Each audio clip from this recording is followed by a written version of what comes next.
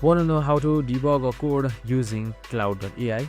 So with writing a code or generating a code, Claude AI can also debug it. So in this video, I'm going to show you how you can do it easily in just under a minute. So let's get right into it. Now first things first, so simply open up your Claude AI website right here. And now once you're under this website, you should be under this interface, and on the top left side, you should be seeing new chat, just like that. And now once you're here, what you need to do is you can just simply paste the prompt that you have or you want to debug. So I have this small C# right here, and I can be simply write in this.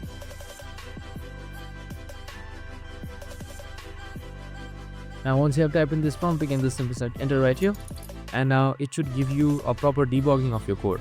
So as you can see right here, it should give you your bugs, what is found, and your corrected code should be given right here. And that's it, super simple and easy. I hope this video helped. If it did, make sure to like, subscribe, and tune in with us for more of these videos. See you in the next one.